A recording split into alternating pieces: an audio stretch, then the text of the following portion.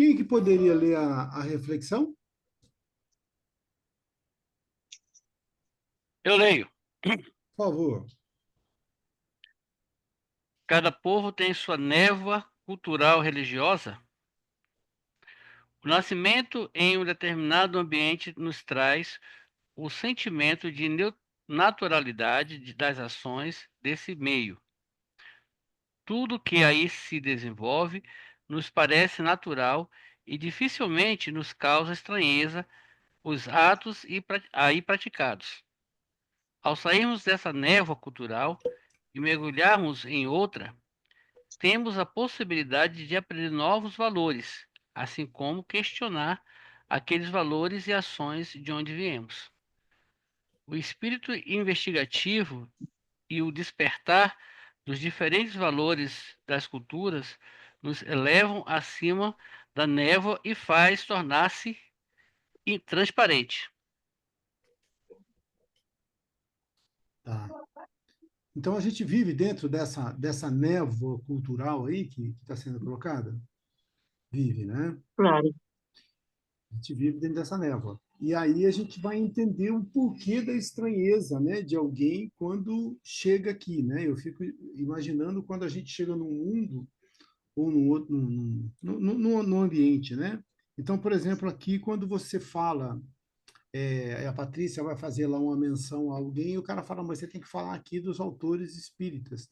Por quê? Porque ele está dentro de uma névoa cultural do espiritismo. Você já imaginou, por exemplo, alguém que fosse citar aqui para você como referência de algo, o Alcorão, ou fosse citar os Vedas? Você ia falar, mas isso para mim não tem sentido. Né? O que você tem que citar aqui para mim é a Bíblia, tem que citar, né, os livros espíritas. Então a gente está sempre dentro disso aí. E aí o que é interessante, ó, quando ele fala nesse espírito investigativo, né, e o despertar dos valores da cultura acima dessa névoa, a gente está falando aqui muito mais nessa questão da espiritualidade, né? Que à medida que eu vou saindo dessa minha névoa e vou vendo além daquilo. E como o Elmo tinha colocado, será que a gente está conseguindo, através do conhecimento, através da filosofia, a gente já está aqui quase que no meio do último livro, que nessa aula 9 é uma aula atrasada, mas a gente está indo para a aula 13, né? Então, será que a gente já está conseguindo ver além dessa névoa? Será que a gente já melhorou um pouco nesse aspecto ou ainda está perdido dentro desse caldeirão aí que a gente se acostumou a ver? Meu Carlos, eu acho que no meu caso em específico, eu costumo dizer que eu sempre fui um pouquinho fora da caixinha, porque pai católico, mãe judia, ambiente como Salvador, né, Umbanda, Candomblé, né, Igreja Católica, sincretismo religioso, não seria diferente as minhas atitudes em relação ao hoje. E esse curso de filosofia me deixou mais pensativo, mais questionador de tudo, no meu trabalho, na minha vida pessoal, nos meus relacionamentos com as pessoas. Por quê? Porque você começa a pensar. Abriu a caixa de Pandora, né? Você começou a Sim, pensar.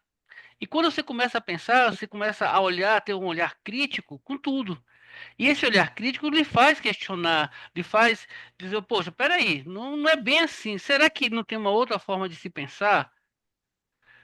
Outro dia, numa aula, eu fiz um comentário, aí a dirigente da turma fez assim, eu não concordo com o seu comentário. Aí eu esperei 2 minutinhos, pensei bastante, depois pensei assim, mas você tem um outro pensamento a oferecer? Ixi, eu quase que saí da sala. Mas foi uma resposta.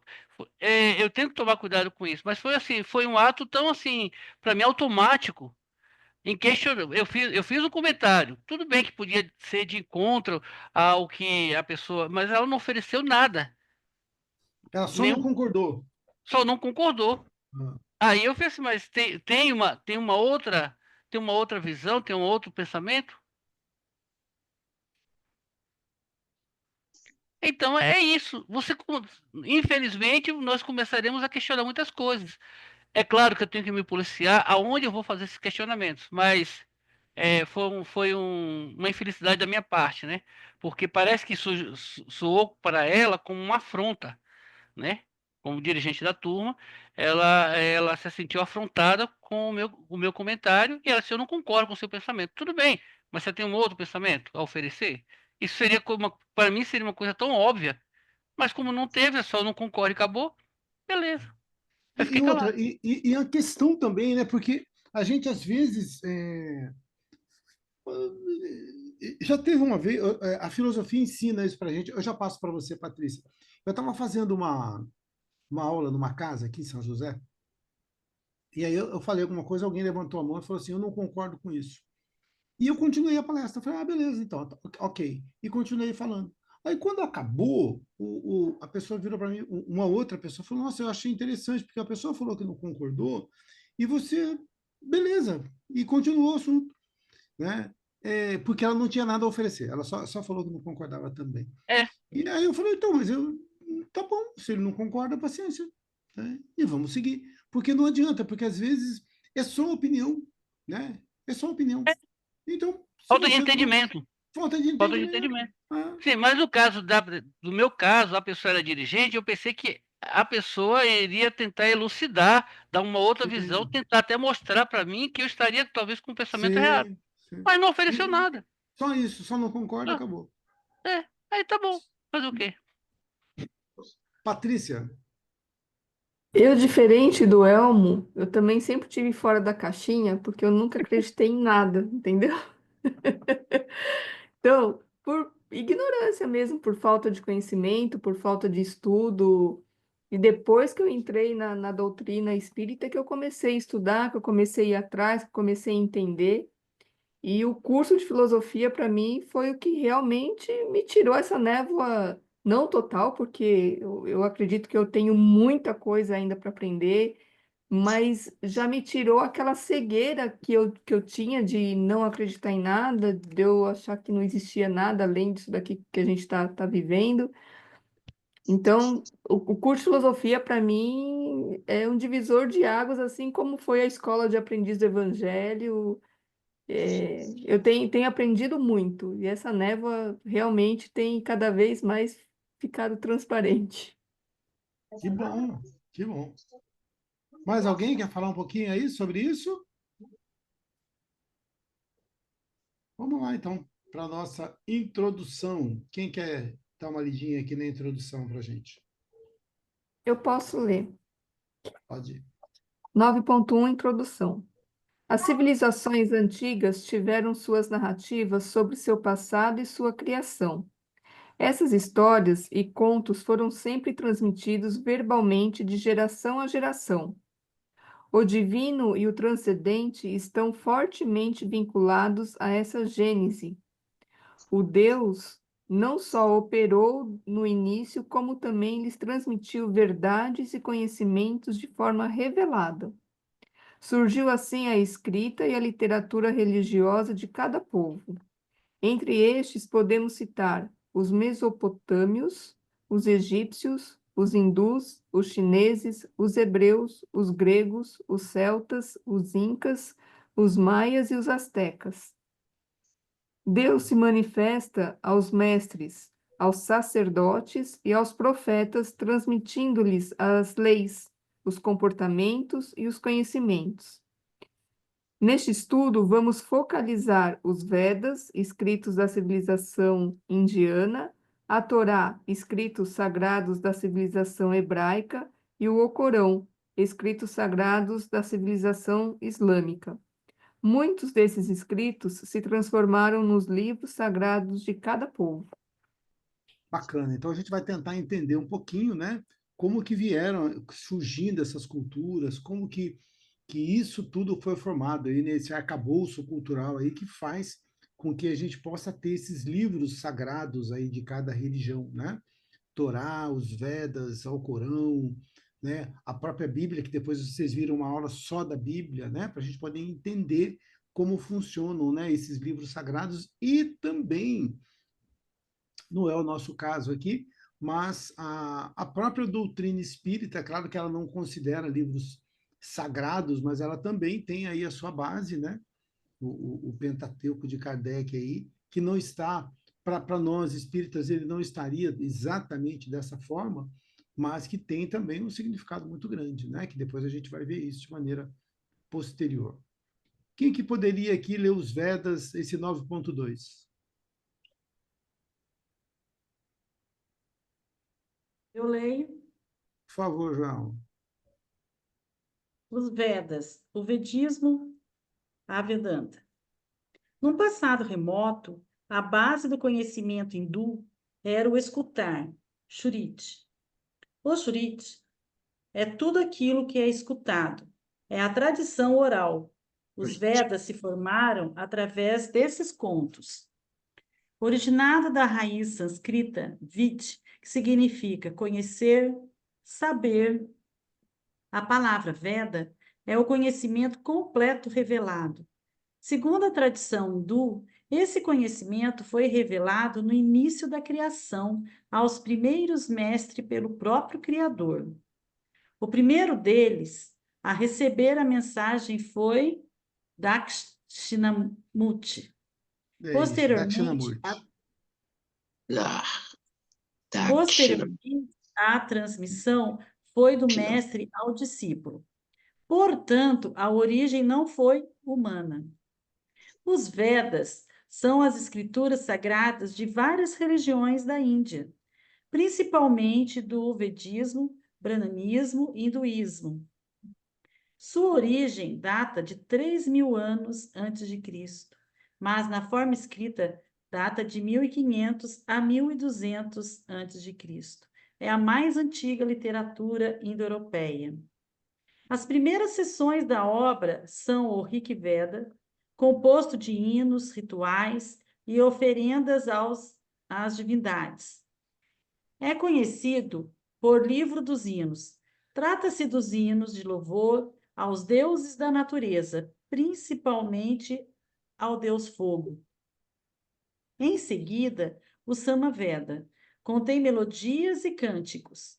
O Yajurveda, saber das formas sacrificais, o livro das formas recitadas, e o Atharvaveda, o saber das fórmulas mágicas de exorcismo e encantamento.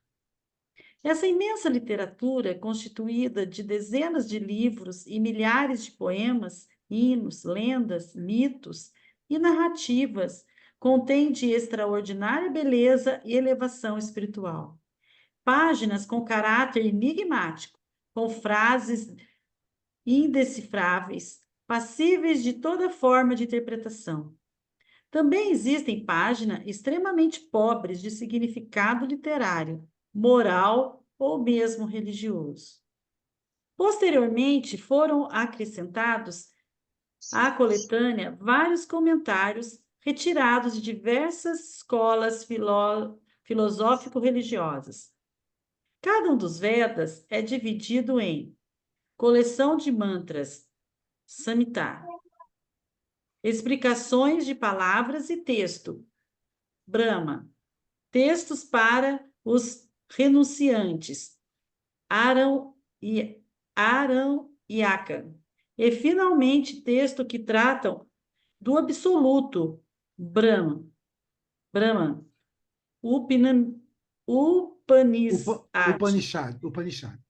Upanishad.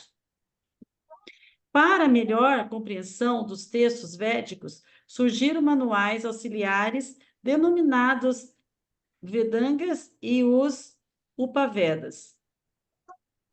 Os Vedangas tratavam da gramática, da etimologia, da fonética, da métrica, das regras.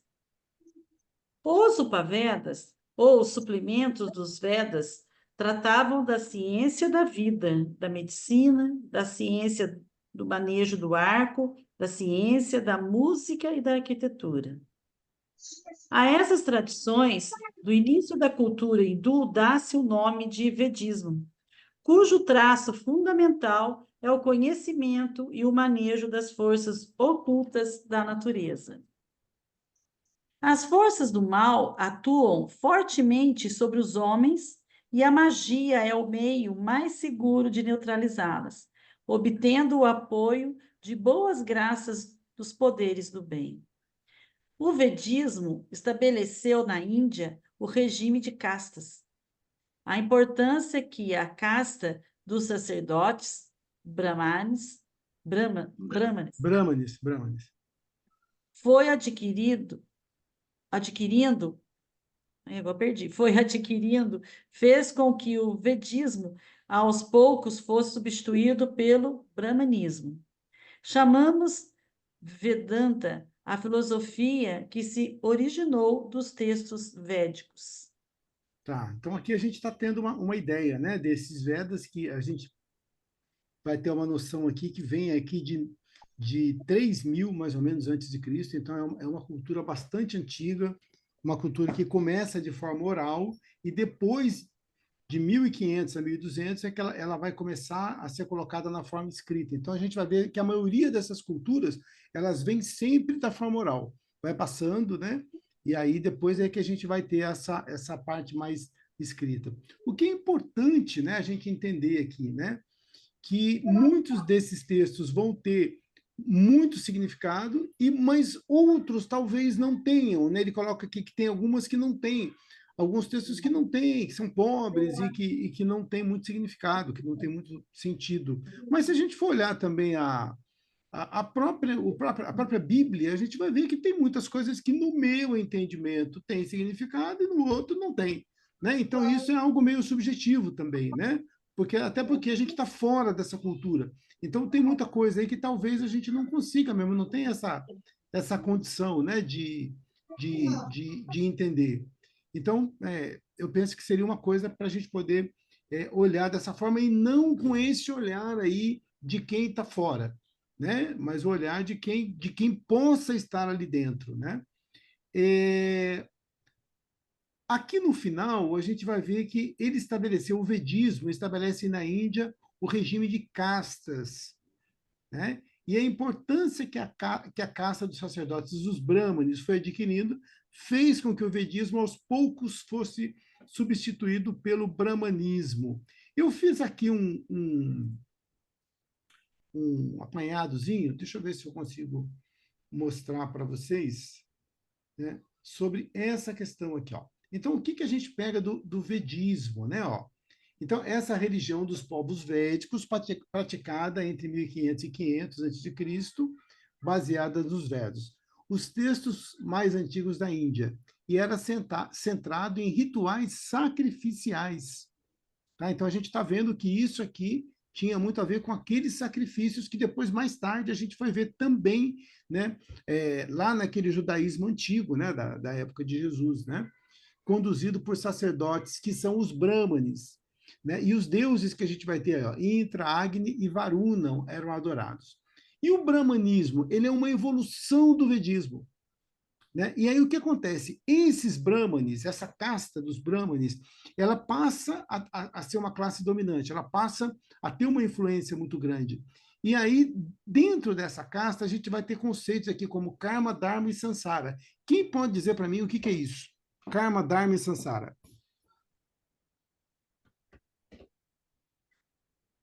Fiquem à vontade, senhores. Acho que karma é um sofrimento, dharma é aquilo que é bom, que você adquire, as coisas boas que você faz na vida. E samsara, eu acho que é a evolução maior. Isso, a roda do Isso samsara. Né? é uma roda que você vai passando por esse processo. Isso, e quando a gente acaba, né, essa roda de samsara, o ciclo das reencarnações, né? Quando a gente acaba, você atinge a iluminação, você não precisa mais passar por isso. E interessante que hoje a gente estava da nossa caminhada matinal aqui falando sobre isso, né? Poxa, será que um dia a gente vai conseguir? É claro que vai, mas será que vai demorar muito para a gente sair dessa roda aí e não precisar mais encarnar aqui no planeta Terra? Será que vai ser logo, Elmo, ou vai ser rapidinho isso aí? Viu? Vai demorar aí bastante. Ainda Pelo vai um pouco. jeito, vai demorar aí bastante. vai demorar, né? Porque, Porque Alisson, eu estava vendo uma live, a gente fala assim, ah, mas não melhorou e tal, tal. Nós não melhoramos ainda, mas muitos espíritos que já passaram por essa roda toda e evoluíram, já, eles não estão mais aqui, né? Então a sim, gente fica se pegando, né, parece que é uma coisa eterna. Não, muitos já passaram por tudo isso e ah, estão lá, né? Não vou falar no espírito crístico ainda, mas estão muito além de nós, né? Não precisa mais estar nesse planeta, né, para evoluir, né? Já evoluíram. eu tenho uma concepção, não sei se vocês concordam, que a evolução espiritual ela é uma progressão geométrica, ela não é uma progressão aritmética. Eu acho que a partir do instante, pode ficar tranquilo, Patrícia, não precisa coçar a cabeça, que se você não lembra disso lá, eu te ajudo, né? Então, vai que a Patrícia é professora de matemática e eu estou falando besteira aqui, né? Então, o que é essa progressão aritmética e geométrica, né? Então, a progressão geométrica ela vai muito mais rápido. Então, eu imagino que enquanto eu estou ali estagnado, né, dentro desse sono dogmático aí, eu demoro muito a sair. A partir do instante que eu começo o meu processo evolutivo e começo a sair aí da casinha, como vocês colocaram, isso eu acho que vai trazendo passos muito maiores. Né? Então, se você demorou 10 encarnações para chegar num determinado ponto, talvez a partir de um determinado momento a gente consiga ir mais rápido. Né? Talvez por isso que, né, o que você falou, né? A gente olhando para trás aí, você fala, puxa vida, né? Como a gente evoluiu, mas talvez daqui para frente seja um pouco mais fácil, né, da gente conseguir. Aí o Elmo é Além, um espírito evoluído, o judeu participando de uma aula espírita. pois é, Ó, evoluiu. aproveita que ele não está aqui, a gente pode falar à vontade, não tem problema, né? Daqui a pouco ele volta. Ô, Essa Joelma, qual que foi mesmo o conceito que você passou de karma e dharma? Karma. Karma é aquilo tipo assim que você. É que na verdade deles do hinduísmo assim é bem complexo. Para nós assim o karma assim, é um sofrimento porque a pessoa ela é necessário aquele sofrimento. Então é necessário passar para aquele karma. E o dharma é aquilo que é bom, já passou, agora ele está bem, entendeu? A pessoa está bem. o karma é aquilo que eu tenho que resgatar. O É, dharma é o bônus, entendeu? São as é coisas uma coisa boas, boa. Ah, entendi. entendeu? Lá na E aí, Índia, quando você fala em causa e efeito, só um pouquinho, João. Quando eu falo em causa e efeito, eu estou englobando aí karma e dharma. Porque causa e efeito, ela tá, vem as duas coisas, entendeu? mudou a palavra, né? Mudou a Aí, palavra. que lá na Índia, por exemplo, se você vê uma pessoa fragilizada na rua, por exemplo, na sofrência, né? Seja ela como uma sofrência, você não pode ajudá-la porque ela está passando pelo karma. É diferente da gente, né? Que a gente pensa assim, não, a gente tem que ajudar. Então, para ele, por exemplo, essa crença deles é bem diferente. Tem coisas muito parecidas, mas é diferente. Eu achei muito interessante isso. Falei, mas como pode ajudar? Não, não pode, porque é o karma, ele tem que passar por aquilo, para ele se purificar e alcançar o Dharma. Que legal, entendi. É uma A evolução. quarta-feira passada, eu tive uma preleção lá no Luz de Francisco, que é uma casa que eu conheci há pouco tempo também. Né? Acho que 6 meses para cá que eu passei lá. E aí um dos assuntos era sobre isso, se eu podia ajudar alguém que está passando por dificuldades, né? Indo ao encontro dessa questão aí que você colocou. Né? Mas se é a expiação dele, por que eu vou ajudar? Né? E aí é outra questão. Então é bacana que dentro da a doutrina espírita vai ter uma outra visão a respeito disso. Né? Aliás, o cristianismo vai ter uma visão diferente a respeito disso. É a Mas questão da lá na caridade, né? Índia, na Índia é um lugar assim que eles assim, você pode ver em todas as questões assim de cara, de higiene, de tudo. Tem um lado que é muito próspero, né? Que você vê vacinas, você vê coisas assim, extraordinárias também, né? Mas por outro lado, que esse sistema de casta é muito sofrido, né? Eu acredito sim que nós somos privilegiados ter nascido aqui. Porque nascer na Índia, se você nascer numa casta baixa lá, você está perdido. Então, assim, eu acredito assim que eles, no entanto, que eles ainda vivem essa situação de castas. Então, ainda Sim. não evoluíram. É. Ó, aqui a gente pega, o vedismo era mais ritualístico e politeísta, enquanto o brahmanismo aprofundou aspectos filosóficos e sociais. Ele é um pouco mais profundo, né? estabelecendo a estrutura de castas e a ideia de liberação espiritual. Vamos pegar aqui, ó, olha como é que funciona esse sistema de castas aqui, ó, lá no, no hinduísmo, né? Ó. É uma estrutura social tradicional que divide a sociedade em grupos hierárquicos baseados no nascimento e na ocupação, nesses dois aspectos. Raízes do brahmanismo, ó, é como a gente viu lá, e foi formalizado nos Vedas, né, nesse Rig Veda. Então, a gente tem aqui os brahmanes, que são os sacerdotes, professores e estudiosos, que é a casta mais alta, né? Eu estava tentando ver onde que eu me enquadraria aqui, eu não quero nem pensar, né? Kshatriyas, que são os guerreiros, governantes e administradores, responsáveis pela proteção e pelo governo da sociedade. Então, a gente teria uma classe aqui, uma classe mais da oligarquia mesmo, né? Mais aristocrata. Os Vaixás, que são comerciantes, agricultores e artesãos, classe ligada à economia e ao comércio. Eu acho que a maioria de nós ia estar por aqui, assim. E os Sudras, trabalhadores e servos, dedicados a serviços manuais e considerados a casta mais baixa dentro do sistema tradicional. E aí a gente vai ter aqui os intocáveis, né, que são os Dalits, né, e os Adivasis, né, que são os indígenas, que historicamente foram marginalizados e sujeitos à discriminação. Ó, a gente vai vendo aqui, ó, elas determinam profissões, casamentos, né, casamento dentro da mesma casta, né, status sociais e até interações diárias.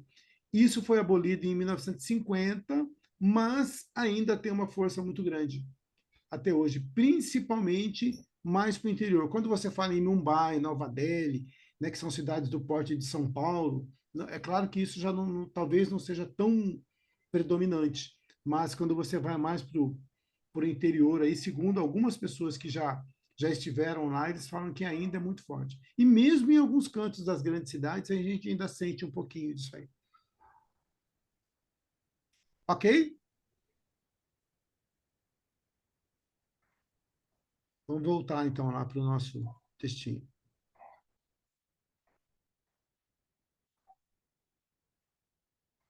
Ah, não, eu voltei para o mesmo que eu estava.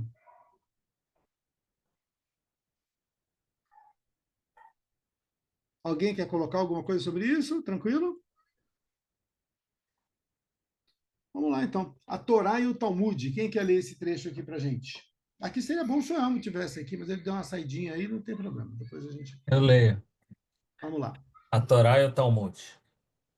Torá, ou Torá, em hebraico significa ensinamento.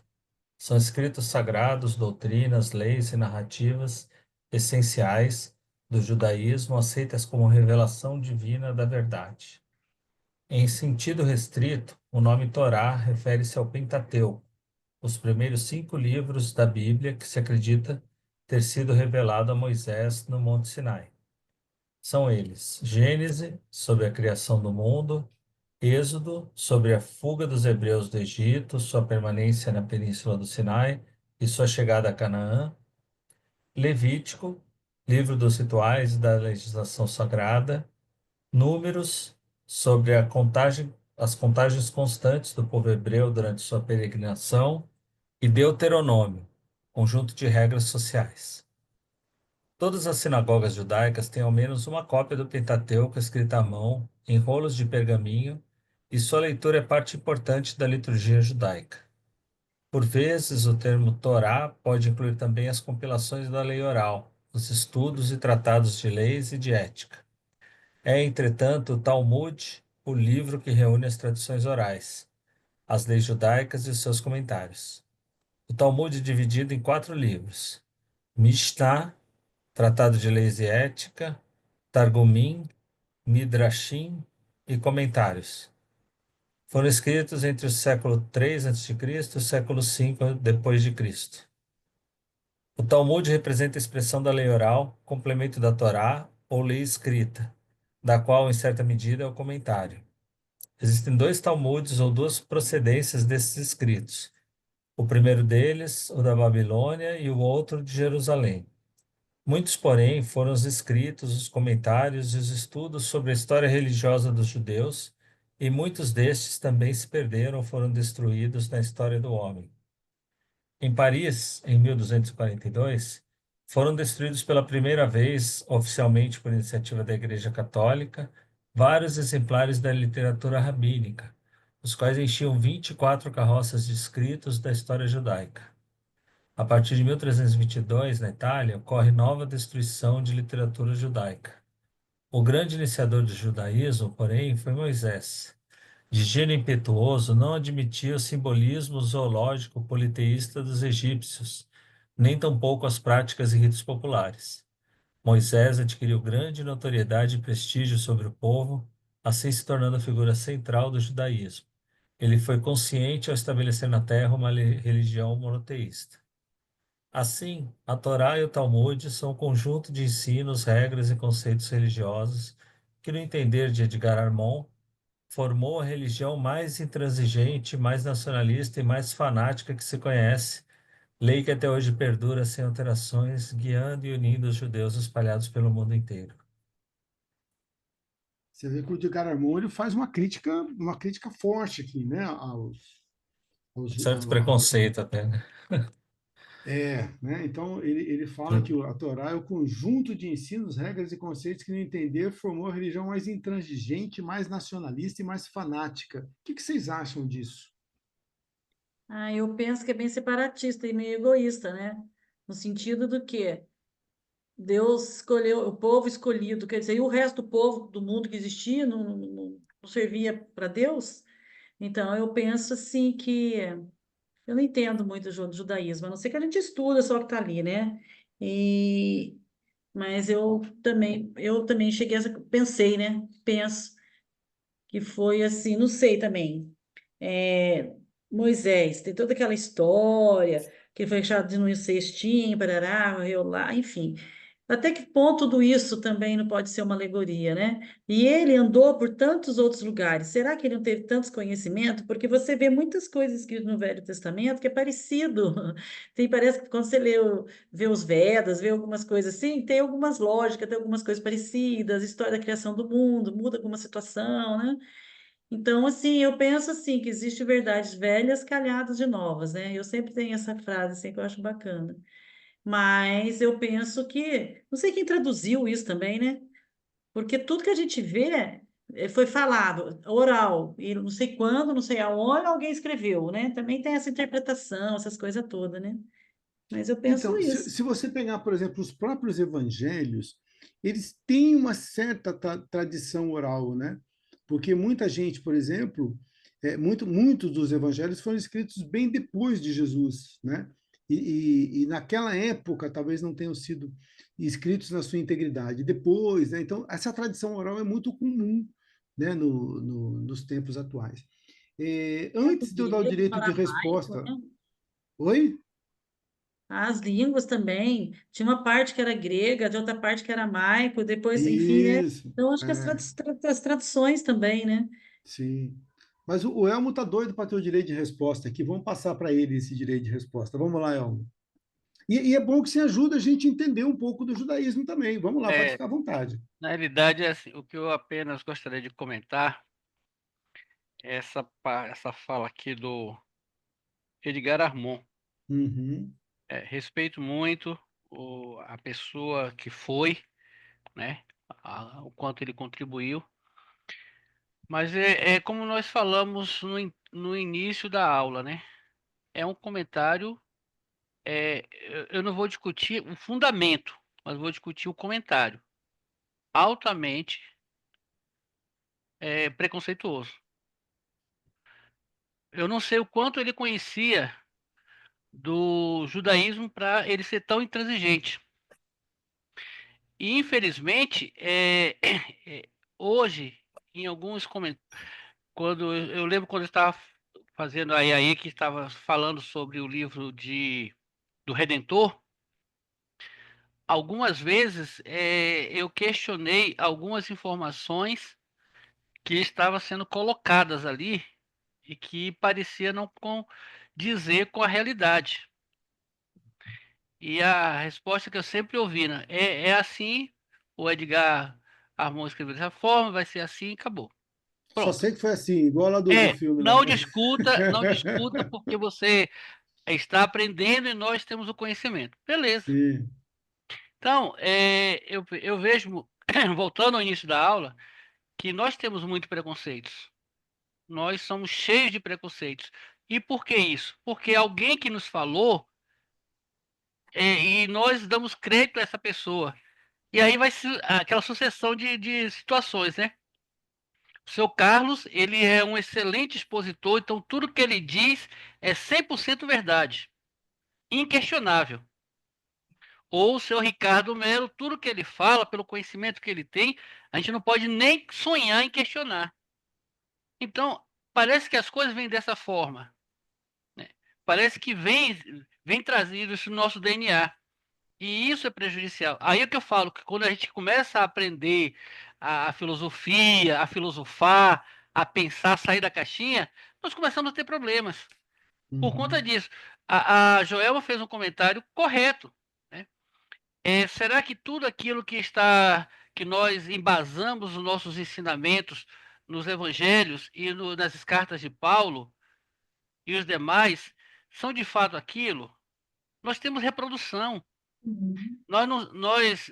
Se eu não me engano, foram mais de 1.200 cópias reunidas para se formar o que hoje nós temos no Novo Testamento. Então, assim, é uma crítica ao conhecimento que nós muitas vezes seguimos cegamente, sem questionar nada. Ah, não Uhum. tem uma coisa que a gente não possa questionar. Não, tem muitas coisas que a gente pode questionar. Enquanto não houver uma resposta plausível que sacie o nosso conhecimento, nós temos que questionar. Claro. Então, é essa a situação que hoje nós vivenciamos, seja no espiritismo, seja em qualquer religião, que os líderes eles têm a palavra final baseado em uma escrita que não foi eles que fizeram.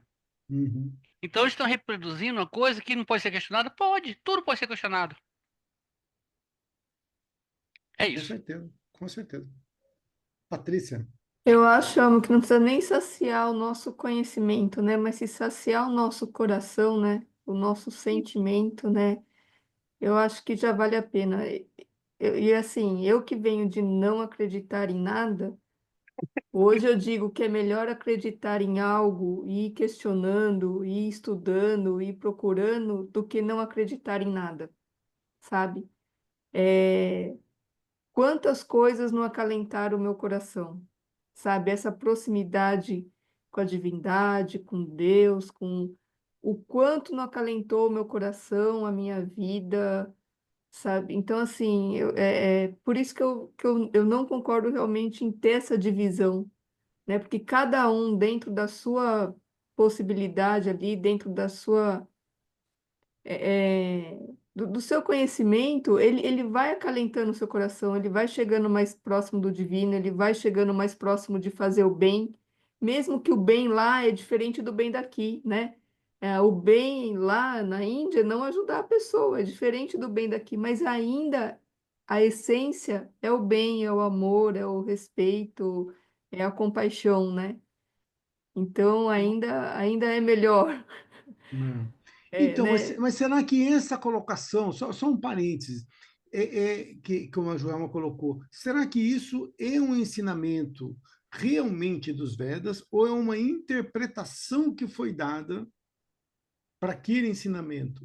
Eu pego, por exemplo, no Espiritismo, vão haver pessoas que vão dizer, olha, você não deve ajudar o outro porque aquilo faz parte não no meio, mas você vai ver alguns espíritas que de repente podem dar essa interpretação, entendeu? Não é o que a doutrina diz, mas muitas vezes a gente mesmo distorce, né? Aquilo que está ali e acaba jogando uma porção de coisas de pseudo-verdades, né? Que a gente imagina, né? Então, quando a gente observa, por exemplo, essa forma como é colocada, eu acho muito perigosa, né? Porque o judaísmo, né? Eu peguei aqui, por exemplo, passar só um comecinho do que é o judaísmo aqui, só para a gente poder ter uma ideia, né? Se estiver falando muita bobagem aqui, você corrija a gente, por favor, Elmo. Olha, ele não tem um fundador único como algumas outras religiões. Ele se desenvolve ao longo do tempo a partir das tradições do povo hebreu. No entanto, algumas figuras importantes estão associadas à sua origem. Abraão, que é considerado o patriarca do povo judeu, e ele é visto como aquele que estabeleceu aliança com Deus, né? Esse nome aqui que não tem vogais, né? Esse seria o nome de Deus, Yahvé, né? Yahvé, Yahvé. né? Tornando-se o pai da fé monoteísta. E Moisés, segundo a tradição judaica, que recebe a Torá diretamente de Deus no Monte Sinai, incluindo os 10 mandamentos. Ele liderou os hebreus na saída do Egito, do Êxodo, e ajudou a estabelecer a base das leis e tradições judaicas. O judaísmo, portanto, não foi fundado por uma única pessoa, mas surgiu como uma tradição religiosa ao longo dos séculos, baseado na Torá, nos escritos dos profetas e nos ensinamentos rabínicos. Poxa, isso aqui é a base do que nós temos hoje no Ocidente. Por isso, Sr. Carlos, é, para o judeu, o judaísmo não é uma religião, é ser judeu. Só isso. A gente cultua, a gente faz os préstimos religiosos, porque essa é a nossa natureza. Não é uma coisa assim. é, Quando alguém diz assim, eu posso me tornar judeu por você ir lá na sinagoga, por você fazer a circuncisão. Não. Você tem que ser nascido de uma. Você tem que ter origem. Você tem que traçar a sua origem. A lá, talvez Abraão, a Isaac, a Jacó e os seus filhos. Você tem que ter origem. Se você não tem origem, você pode seguir, você pode frequentar a sinagoga, mas você não vai ser um judeu. Por mais que você frequente a sinagoga, você não vai ser judeu. Judeu é aquele que tem a linhagem. Entendi. Então, assim, Entendi. é diferente de você dizer assim, eu vou para a igreja católica, eu vou me tornar um católico. Eu vou na igreja evangélica, eu vou me tornar um evangélico. Né? Mas não exige você uma linhagem. Para você ser judeu, você tem que ser. Para você frequentar a sinagoga, não. Mas para você Tá, ser judeu, né, de fato, e praticar o judaísmo, você tem que ser judeu. entendi. Mas uma coisa bonita do judaísmo desde a época, né, dessa época aí lá de Moisés, de Abraão, até hoje, o judaísmo é uma religião que nunca mudou. Ela mantém a mesma tradição, isso que o Elmo está falando, né? Diferente do cristianismo, que teve seus altos, seu baixo, mudou aqui, foi Uhum. lá, aí teve o período negro, depois não sei o quê, depois muda, né? E até hoje tem a carismática, hoje tem não sei o quê. O Joelma, judaísmo, eu só achei para bonito. ficar um pouco mais entendido. O que hoje nós temos? Nós temos realmente a base continua sendo sempre a mesma. O que nós temos hoje é que temos uns mais radicais do que outros, mas o princípio é o mesmo. Eu, por exemplo, em nenhuma dessas aulas você me vê de kippá. Eu uso o kippá quando eu vou para a sinagoga. Eu uso o talik quando eu vou para a sinagoga, mas eu não uso direto. Eu tenho as indumentárias judaicas, mas eu não uso direto. Eu não sou considerado um judeu radical. Eu sou um sefadim, um judeu do mundo. Certo? Então temos essa questão. É aqueles que convivem com o judaísmo, mas dentro do contexto de hoje. Certo? Mas se eu for na sinagoga, eu tenho o direito de ler a Torá, né? Porque eu passei pelo Bar Mitzvah, que é um direito só adquirido por aquela criança que passou pelo Bar Mitzvah a partir dos 12 anos, né? Então, assim, são situações que nós temos. Agora, eu não Esse uso negócio que você falou aí, que eu não sei a palavra, de 12 anos, aquilo que Jesus passou com 12 anos? Bar Mitzvah, Tem algum, é, teria alguma tradução, o Elmo? é, Alguma analogia que a gente poderia fazer? é como se diz assim, é quando se declara que a criança passou para ser adulta. Ela Tá, passa a ter responsabilidades dentro da sinagoga. Ela pode ler a Torá em público, ela pode tomar o rolo para ler nos préstimos na sinagoga a partir dos 12 anos, quando ele passa pelo Bar Mitzvah. tá, É o filho da lei. Na verdade é tá. isso, é filho da lei. A partir daí que você passa a ter o compromisso com o judaísmo. A grande questão, por exemplo, que a gente vai ver do pessoal que é cristão, principalmente, de bater de frente com o judaísmo, está muito ligada a Jesus, né? É, o Messiah. Por Jesus, pelo judaísmo não aceitar Jesus como o Messias, né? E, Ele foi um dos profetas, certo. um dos grandes profetas. Uhum. Mas não Não tem deixou essa de ser, né? visão. Não, que não deixou de Sim. ser, né? Uhum. Isso aí você acha que pode ser um dos motivos, né, Da do separação cristianismo? entre. Exatamente. Uhum. Que ele fala que Jesus não descende de Davi, né? Porque ele seria um filho adotivo de, de Na José, realidade, alguma coisa. na, Como é na que é isso? realidade, na realidade, ele se você pensar pela forma humana, ele é descendente de Davi, sim, porque José era. Agora, se Sim. você partir do princípio biológico, não. Ele não era da casa de Davi porque ele não era. Ele não foi filho natural de José. Maria era. Maria também era. Na realidade, o José e a Maria eram primos, eram parentes. Uhum. Tinha um grau de parentesco entre eles. Sim. E aí é que a gente começa a ter essa diferença aí, né, que acabou pegando aí, a ponto, Sim, por exemplo, da religião católica, do cristianismo, eles destruírem, né, os livros lá aqui, né, ó, em 1242, sim. destruído pela primeira vez, né, 24 carroças de escritos, né, da história judaica, né? Você vê que crime que a gente comete aí nessa época da Inquisição, né, contra Sim. a própria história, né, que você está ocultando. Porque quando você faz isso, você está ocultando a história, né? Você está mudando, né, uma Não, porção de não vou coisa. muito longe, seu Carlos. Aqui no Brasil, nos anos 50 e 60, a gente não poderia se identificar como judeus. Nos anos 50 e 60. Por Quando causa eu nasci, exatamente, quando eu nasci, fui tendo um pouco de entendimento, eu via meus irmãos falar que não se podia falar que nós éramos judeus. Mas por quê, Elmo?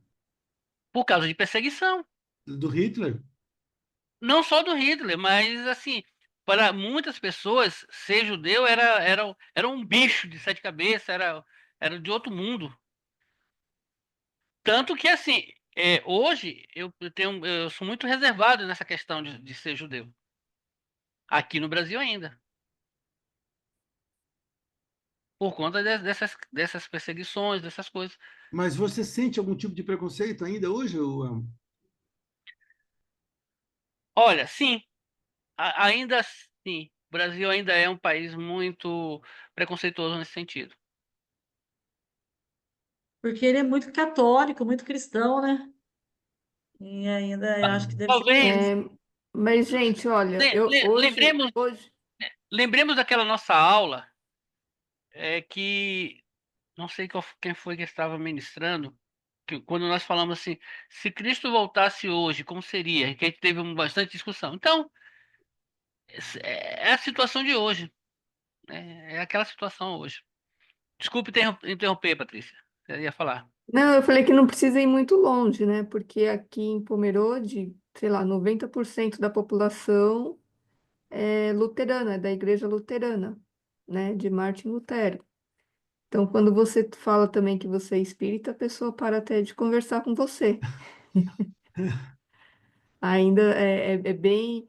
E aí eu tô aqui, né? Só matutando com tudo isso, né? E falo assim, caramba, né? Por que que eu vim cair aqui em Pomerode, né? Talvez porque eu seja tão atrasada que eu vim cair num lugar que ainda não está evoluído com algumas coisas, porque eu tenho que começar do começo, né? Não é porque eu tô evoluída, acho que é porque eu ainda falta evoluir, né? Então, a gente tá sempre no lugar certo, né? A gente só precisa saber o porquê, né? O que que a gente tem que aprender com tudo isso. A E cidade aí é pequena, Patrícia.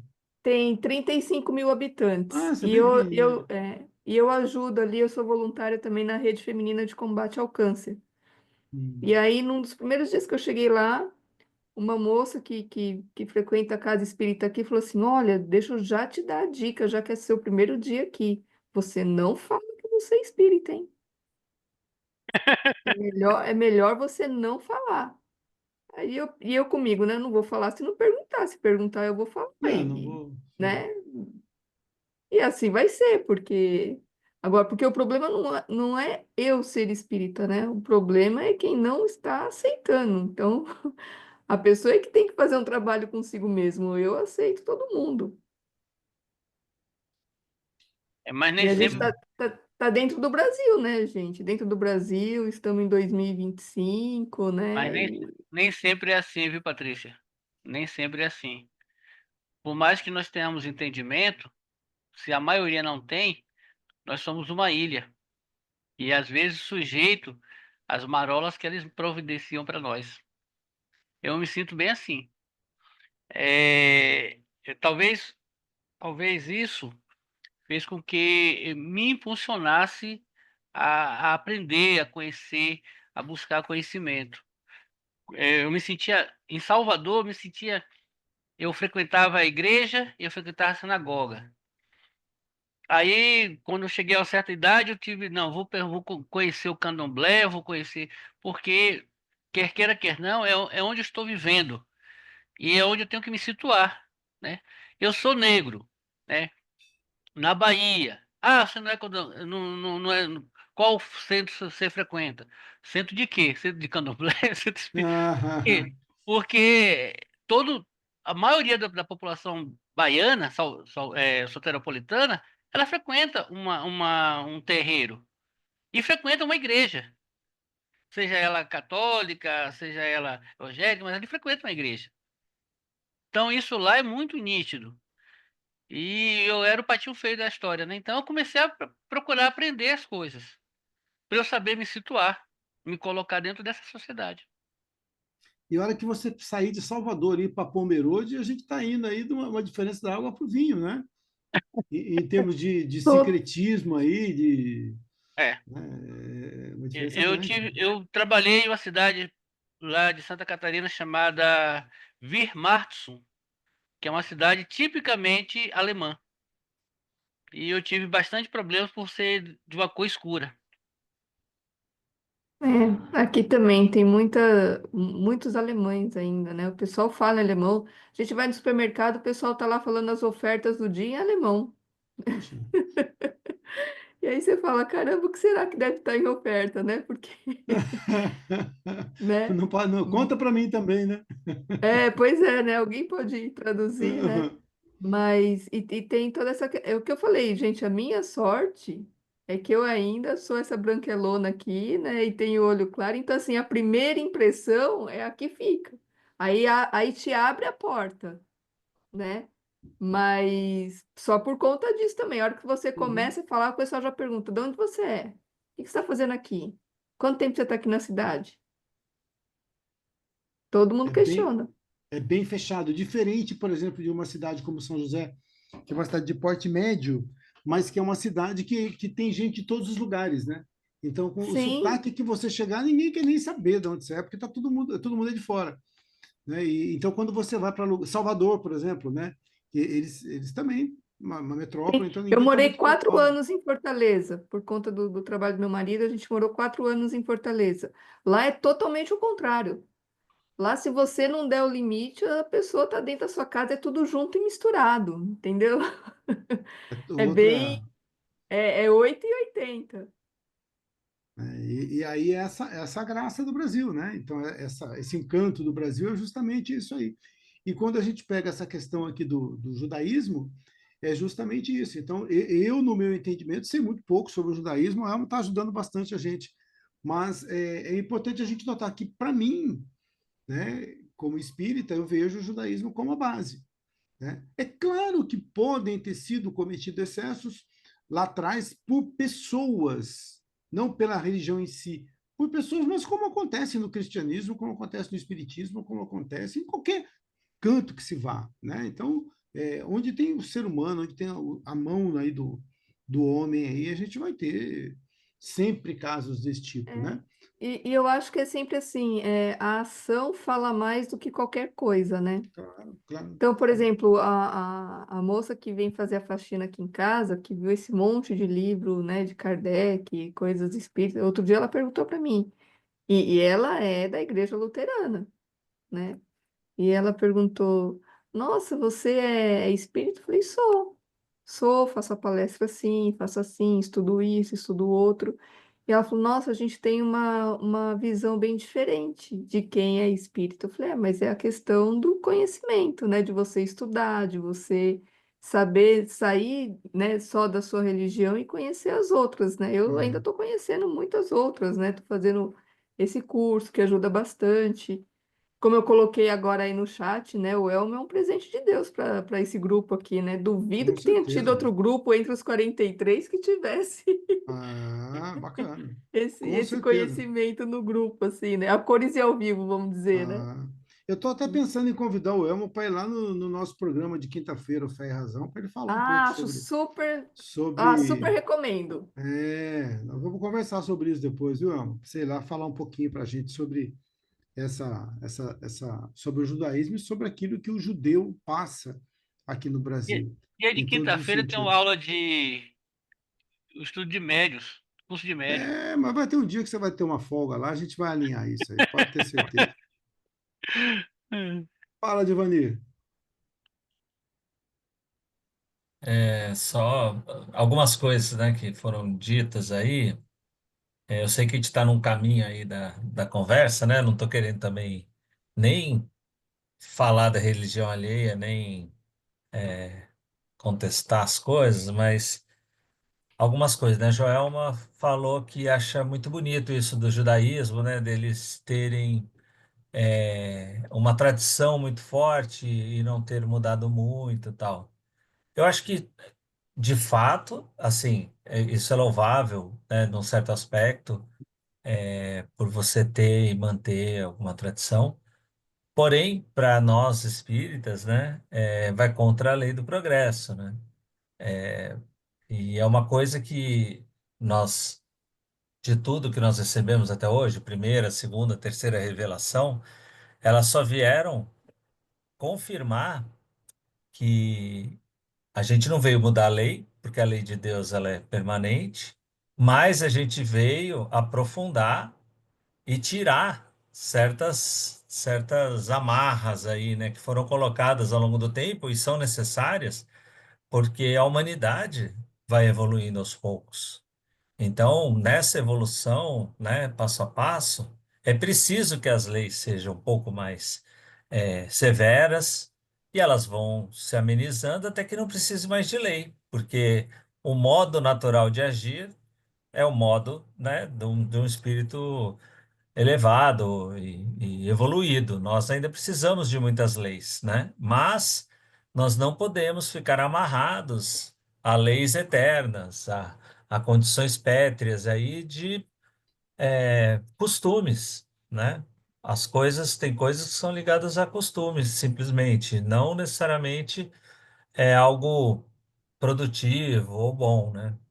E uma coisa que o Elmo colocou que me chamou a atenção, que eu acho que é legal também para o judaísmo, né? Que ele se coloca como você não é judeu por abraçar uma religião, você é judeu por origem, né? Então, ok, isso é muito válido e ótimo para quem nasce judeu e se entende assim, né? Agora, o judaísmo não se coloca só como algo, se coloca como uma religião.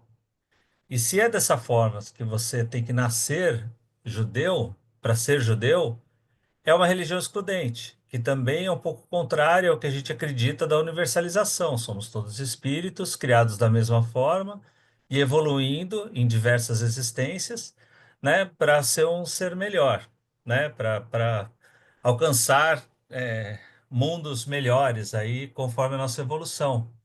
Então, se você pega numa reencarnação e nasce como judeu, e nessa você entende que você é judeu e vive naquele grupo seleto, ou inseleto, dependendo da época, né? Porque você pode ser perseguido. Mas se você segue o caminho, e esse caminho é restrito às pessoas que, eventualmente, de acordo com a nossa crença, nasceram, né, naquela condição, fica um pouco fora de contexto para a gente, né? Para os espíritas. Então, eu acho que é muito bacana para quem nasceu, né? Mas como meio de vida, né, ou agregador, ou pensando numa fraternidade universal, que é o que a gente busca, né, para depois ter uma fraternidade espiritual plena, ele vai na contramão, né, porque ele é excludente e ele acaba segregando as pessoas, né? Então, eu acho que tem muita coisa bacana de cultura e tal, mas por esses aspectos de isolamento, de cultura fechada, né, ele não pode representar, né, uma população livre, evoluída, né, e que busque algo mais positivo na vida, por mais positivo que seja a essência do judaísmo, né, porque ele segrega e separa as pessoas. Minha opinião. E eu não concordo com o Edgar Armond com aquela frase dele, né? Mas é a minha visão, porque eu acho que também foi simplista, mas talvez ele tenha percebido essa questão, né? Que me soa muito parecido com os evangélicos da minha infância, que eu escutava assim: se você não conhecer Jesus, você não vai para o reino do céu. E eu conhecer Jesus era seguir fielmente aquilo que ele ouvia do pastor, né? E, e ir lá professar sua fé, né? E eu não estou dizendo que o judaísmo diz que os outros não merecem a Deus. Eu não sei, não conheço quase nada, mas só o fato de você ir lá e você, ok, você frequenta, você vê, mas você não é judeu, você não é recebido, você não é um irmão entre nós, né? Acho que isso já posso ter entendido errado, tá, Elmo? E não é uma crítica, mas é assim, eu penso que A o, visão que você teve, né? é, A impressão que você teve. eu penso que uma religião ou um meio de vida para ser positivo, ele tem que ser agregador e tem que ser universal. Tá. Pode falar, Elmo. Ah, do- algumas coisas dessa fala do Divani, e diga-se de passagem, Divani, eu não discordo de você. É, mas é interessante pensar, por exemplo, temos aqui vários representantes de várias casas, né? Casas espíritas. Quantos nas casas espíritas vocês conhecem que são judeus? Quantos que frequentam que são judeus? De origem judaica. Essa é a primeira questão. A segunda questão é que eu acho também interessante. Você tem, dentro do estudo da IAE, você tem várias lições, eu não recordo agora quantas, que fala só sobre o povo judeu. Uhum. Embora ele seja exclusivista, embora ele seja ah, excludente, tudo isso é aceitável ser falado porque é fato. E a gente não vai contestar os fatos.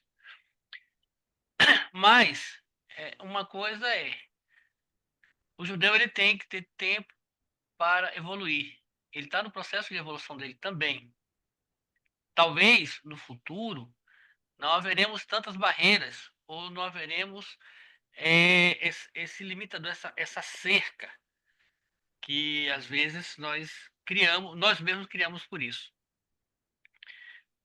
Dito isso, eu vejo como assim, houve uma necessidade no passado histórico, né, dos judeus serem o que são, serem o que foram, e que é por isso que nós estudamos, né, tanto a vida deles, dedicando vários capítulos, vários estudos do Espiritismo se faz sobre a cultura judaica, sobre o povo judeu, sobre a sua religião. E mesmo sendo exclusivista, sendo tudo isso que foi dito, que é fato, mas se faz estudo sobre eles. Né? Por quê? Porque nesse processo de progressão, né, eles estão evoluindo. E houve necessidade deles existirem da forma que eles existiram para que pudéssemos ter hoje o que falar deles. Ou seja, ter o material, discutir. Essa não é a primeira vez que no curso de 2 anos que a gente fala sobre os judeus. Então, há-se muito material a estudar sobre eles. É claro, também há-se muito desconhecimento sobre os detalhes, sobre a vida do judeu, porque isso aí também é uma caixinha preta. Mas eu entendo que, assim, houve uma necessidade. E esse progresso vai acontecer.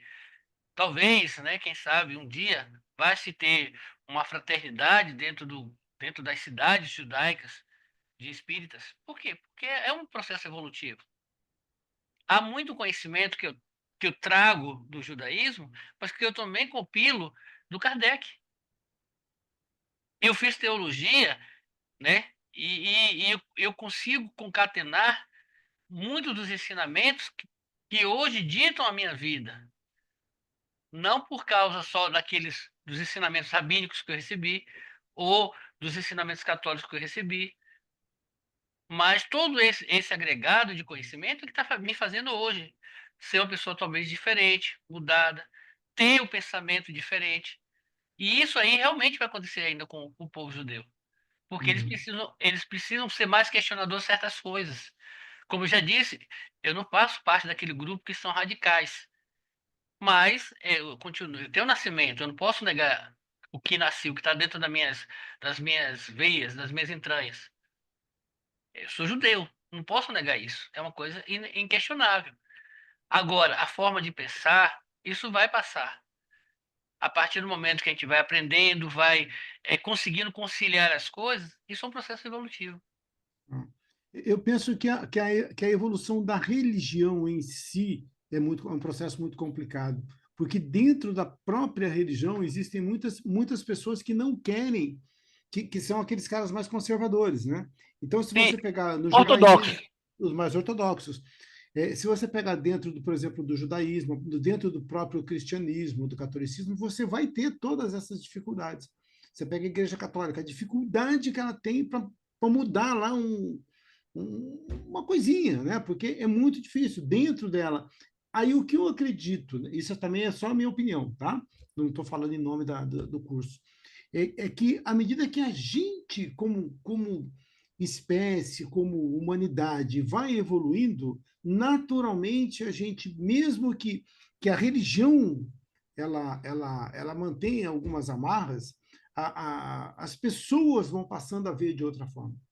Né? Então, você pega muitas coisas do catolicismo, por exemplo, uma das coisas que o catolicismo diz é que a mulher não pode tomar anticoncepcional, que ela tinha que fazer tabelinha. E você conhece alguém que é católico e que segue isso? Né? Então, você fala, não, deixa lá. E talvez isso aconteça no Espiritismo e no próprio judaísmo, né? Mas a humanidade ela vai evoluindo com o tempo aí. Mas bacana, eu acho que deu para a gente ter uma ideia legal aqui, e foi muito bacana, e eu adoro o nível como a gente discute aqui as coisas, isso é muito bacana, é muito legal e faz com que a gente possa crescer bastante. Quem pode ler para a gente aqui o Corão? Aproveita, Amo, que você está aí. 9.4. Isso. O termo Quran, em árabe, significa declamação, recitação. Assim, o Alcorão, ou Alcorão, ou simplesmente Corão, é o livro sagrado dos muçulmanos e a coletânea das revelações de Deus ao profeta Maomé. Foi redigida em árabe entre os anos 610 a 632 depois de Cristo. Não é considerado um livro de inspiração terrena, mas as palavras exatas de Deus, reveladas pelo anjo Gabriel a Maomé.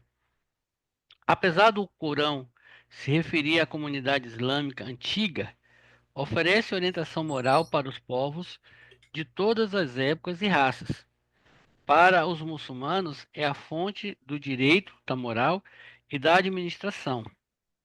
Afirma-se que o Corão glorioso está escrito em uma tábua e guardada nos céus. Nele estão as regras que balizam a vida de mais de 1 bilhão de muçulmanos. O Corão se divide em 114 suras ou suratas, capítulos, que tamanhos variados, e este, por sua vez, em versículos, no total de 6.211. Ele não dispõe de uma ordem certa, nem mesmo cronológica. Sucessivas revelações em circunstâncias e tempos diversos formam um conjunto fragmentado.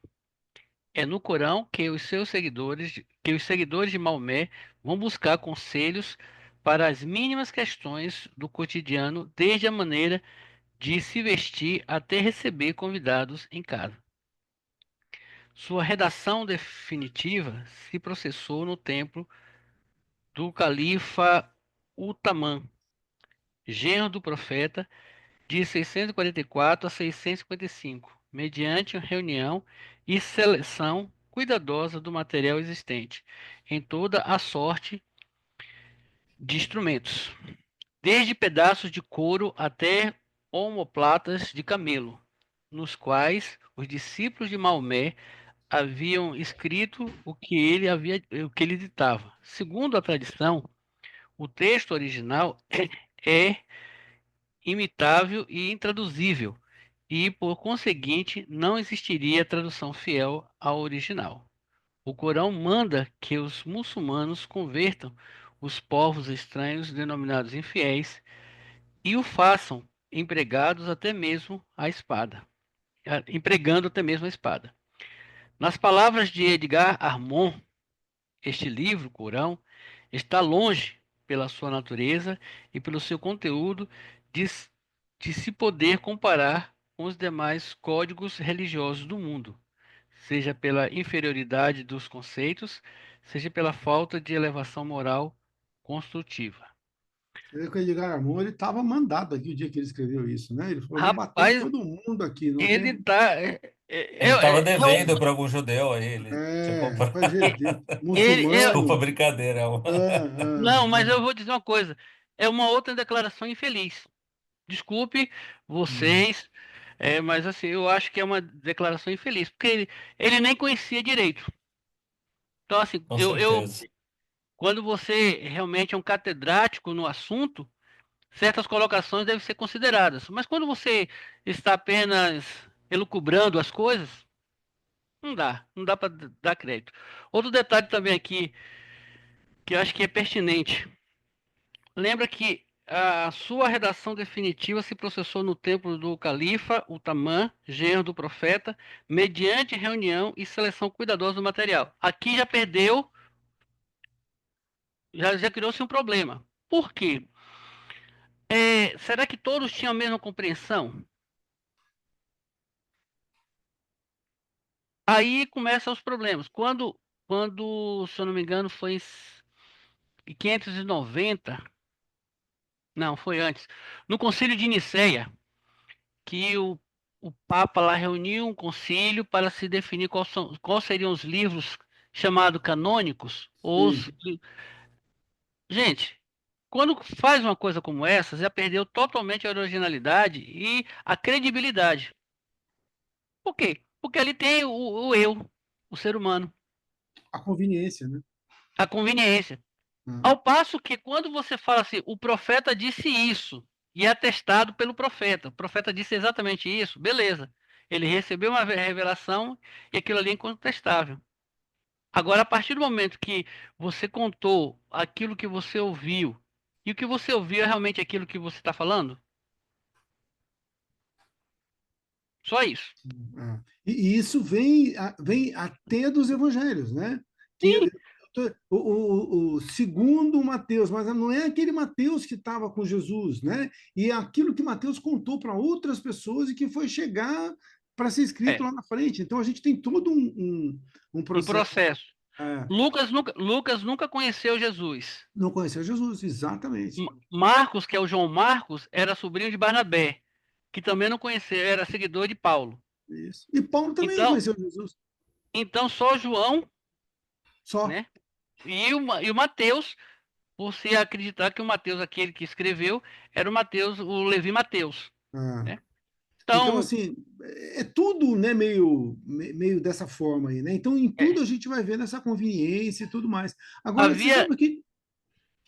Pode falar. havia também a questão que tanto Mateus quanto João, quanto os demais, todos eles estavam sendo perseguidos, então tinha os seus sentimentos que foram colocados ali. Sim. E aí depois você tem uma porção de evangelhos e você seleciona, a igreja vem lá, né? E pega o cânon, fala, são esses quatro. E por que não os outros? Então, se ela tivesse escolhido outros, talvez a gente tivesse muita coisa diferente dentro do Sim, cristianismo, né?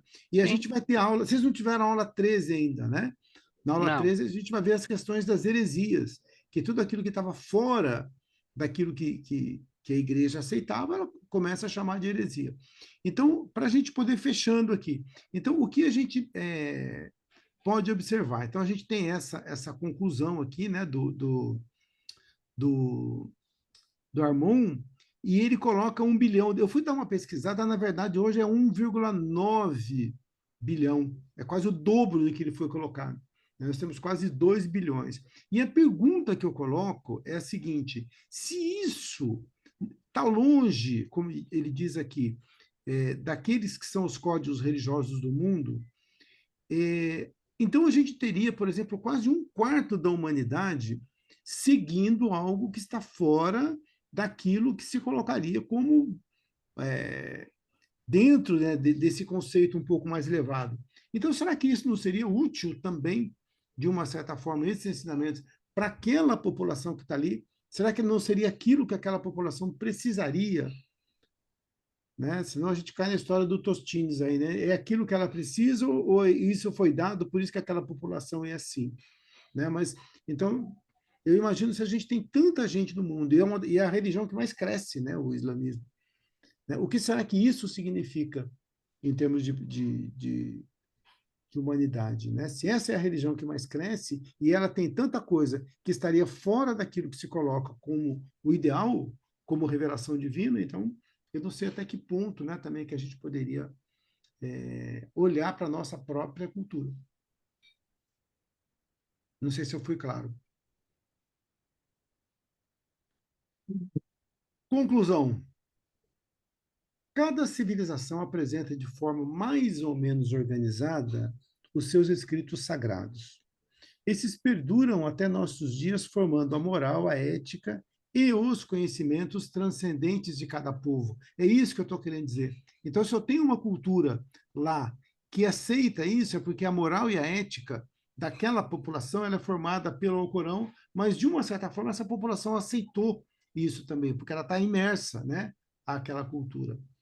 Cada civilização, dentro do seu contexto, se coloca como portadora da verdade divina. Necessitamos nos conscientizar dessa névoa cultural que cobre cada cultura, entendendo-a e procurando, dentro de um espírito aristotélico de síntese, buscar a essência e ver em todas a contribuição que cada uma delas fornece à humanidade no seu desenvolvimento intelecto e espiritual. Eu penso que se eu estou dentro hoje da doutrina espírita é porque a minha moral, a minha evolução, elas condizem muito com aquilo que é colocado pela doutrina espírita. Principalmente num país onde nós temos um caldeirão cultural, né? Eu posso ser judeu se eu quiser, eu posso ser, mesmo não sendo judeu, como você colocou, raiz, né? Mas eu poderia frequentar uma sinagoga, né? Eu posso ser budista, eu posso ser católico, eu posso ser evangélico. Então, eu acho que se eu estou aqui, né, dentro dessa diversidade, é porque talvez para mim aquilo seja a língua que eu entenda, a língua que seja mais adequada. Né? Então, quando a gente entende que cada cultura, cada povo está dentro daquilo que lhe é talvez mais propício àquele momento, talvez a gente entenda e olhe de uma forma um pouquinho diferente aí para as diversas religiões. Afinal, a maioria delas, elas estão sempre dando para a gente a ideia do entendimento, ou deveriam estar dando para a gente, né, a ideia do entendimento, do amor e do conhecimento. E muitas coisas que para nós, aqui dentro dessa nossa névoa cultural, são extremamente simples, talvez para outras culturas seja muito mais complicado. Se eu disser, por exemplo, que eu acredito que o Deus que eu professo, ele é um semideus. Ele foi alguém que é filho de uma mulher e que é filho de um Deus e que ele chegou aqui e fez uma porção de milagres e depois ele foi morto e ressuscitou 3 dias depois e foi arrebatado aos céus. Se eu disser isso para alguém de uma outra cultura, isso pode soar extremamente absurdo. Se eu disser, por exemplo, para alguém de uma outra cultura que eu ouço a voz e me comunico com espíritos, talvez ele pode achar que eu sou um cara que tem sérios problemas psiquiátricos, Mas né? se eu só falar isso para um grego, Imagina. ele vai achar isso natural. Sim, por quê? Porque Porque para a dentro da cultura cultura dele isso é dele natural. tá É natural, natural. tá natural. Se eu falo para um muçulmano, de repente ele já vai falar, não, esse cara tá viajando na maionese. Né? Então, assim, é a gente entender cada cultura. Né? Então, às vezes eu fico olhando nas nossas conversas aqui no curso de filosofia espírita, se você coloca pessoas de outras denominações, eles vão falar, esses caras são tudo doidos. Né? Você vai falar em categorias de mundos habitados. Né? Então, se você fala isso para alguém que é materialista, ele fala que você é tudo doido ali. Né? Ele já sai na hora, né, né, da aula. Então, é entender que essa névoa cultural, então aquilo que para mim é muito natural, para o outro é absurdo. Né? E quando a gente passa a ter esse entendimento, passa a subir para o nível daquilo que se chama de espiritualidade, opa, agora estou entendendo um pouquinho mais cada um. Né? E a gente vai deixando de fazer cercas e vai começando a construir muros. Ok? Alguém quer colocar alguma coisa? Eu esqueci de fazer a preparação na hora que a gente começou. E só depois que eu lembrei. De vez em quando acontecem essas coisas, né? Aí quem quer fazer o encerramento, já aproveita e já agradece por tudo aí também. Quem gostaria de fazer? Eu vou pegar a pessoa que menos falou hoje, a Joelma. Pode ser, Joelma? Está muito quietinha hoje, hein? Eu estou refletindo. Hum, Então, vamos, neste momento, acalmando nosso coração, serenando nossos pensamentos e pedindo ao nosso grande irmão, o Mestre Maior Jesus, que nos abençoe, que abençoe cada um que está nessa aula, nesse momento, aqueles que não puderam participar, as pessoas que conhecemos, as pessoas que amamos. E que Jesus possa abençoar todo o nosso planeta, principalmente com paz. E neste momento vamos agradecer também aos nossos espíritos amigos que nos permitiram, né, participar dessa discussão rica, esclarecedora. Vamos agradecer ao Carlos, que ministrou tão bem, ao Elmo, né, e nos deu um pouquinho mais de conhecimento, a todos nós. Que Deus possa, neste momento, iluminar cada um de nós, para que nós possamos ter uma semana abençoada, que nós possamos não perder a esperança. Que assim seja, graças a Deus. graças a Deus. Obrigado. Eu fico cada dia mais orgulhoso desse grupo aqui. Né, que bacana, sabe? Esse nível de discussão é muito legal, que todo mundo cresce, todo mundo sai bem e que a gente continue nesse patamar aí até o final. Ótima semana para vocês e até a próxima segunda, se Deus quiser. Até a próxima. Gratidão. Obrigado, Obrigado. Boa obrigado, noite, Carlos. gente. Boa Obrigado, semana. Amo. Obrigada a todos. Beijo. Tchau, tchau. Tchau, tchau.